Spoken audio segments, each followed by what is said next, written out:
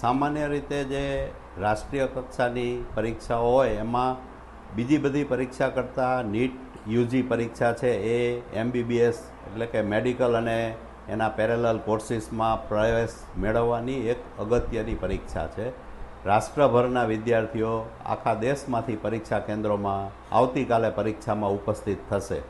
એટલે આ પરીક્ષાની ગંભીરતા સરકાર પક્ષે તો હોય જ, પણ કોઈ લેભાગુ કે વચેટિયાઓ દ્વારા આ રીતે પરીક્ષામાં ગેરરીતિ કરીને મોટી રકમ લઈને 50 લાખ 60 લાખ જેવી રકમની માગણી કરીને તેમને પાસ કરીને કે ઊંચા મેરિટમાં લઈ જવાની જે લાલચ આપતા હોય એનાથી દૂર રહેવું જોઈએ.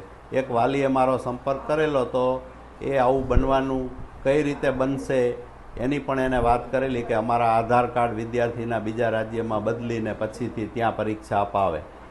તો આવું કંઈ બનતું હોય તો એને અટકાવવું જોઈએ, અને કદાચ કોઈ આધાર કાર્ડ બદલીને બીજી કોઈ જગ્યાએ પરીક્ષા આપવા ગયા હોય તો એની હવે તપાસ થઈ શકે છે.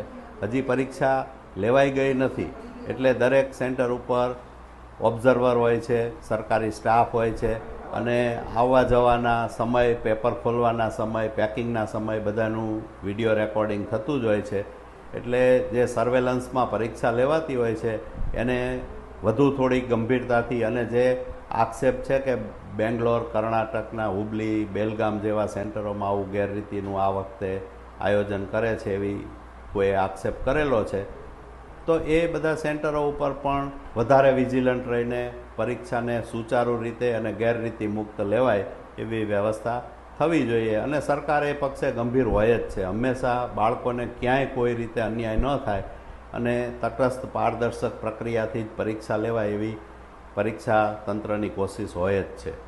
નીટની પરીક્ષા રાષ્ટ્રીય કક્ષાની પરીક્ષા છે, આખા દેશભરના કેન્દ્રોમાં લેવાય છે.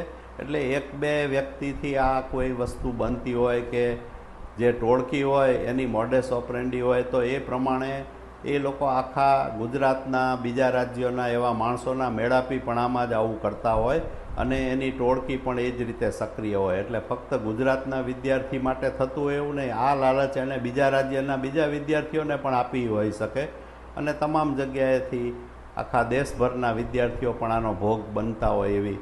કારણ કે આ જે ટોળકી છે એના માટે તો એ છેતરપિંડી છે એ બહુ મોટી પહેલી વાત છે કે ભાઈ જે વિદ્યાર્થીઓ મળે એની પાસેથી એ લોકો મોટી રકમ ખંખેરી શકે. એટલે મારી દ્રષ્ટિએ ખાલી ગુજરાતના જ વિદ્યાર્થીઓ આવું હોય કરતા હોય કે એના માટે કોઈ એજન્ટ હોય એવું નથી. એ એજન્ટ જે કોઈ હશે એના મૂળ ઘણા ઊંડા હોય, એટલે એની સાથે બીજા રાજ્યના બીજા અલગ અલગ કૌભાંડીઓ જોડાયેલા હોઈ શકે. બીજા રાજ્યોની પરીક્ષા વ્યવસ્થા પણ આખા દેશમાં સમાન જ હોય છે, એટલે ત્યાં પણ સરકારી અને જે પ્રતિષ્ઠિત સંસ્થાઓ છે ત્યાં જ પરીક્ષા લેવાતી હશે.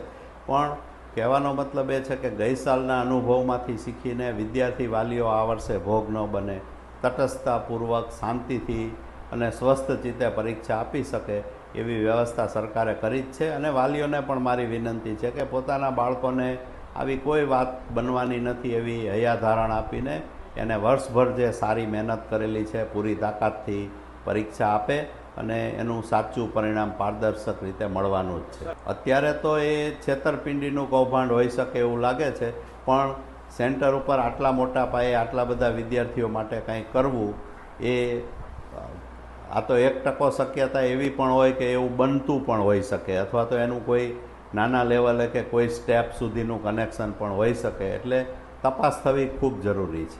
NTAને મારી વિનંતી છે કે કાલે હજી પરીક્ષા લેવાઈ ગઈ નથી એટલે બધા સેન્ટરો ઉપર વિજિલન્સ રાખવામાં આવે.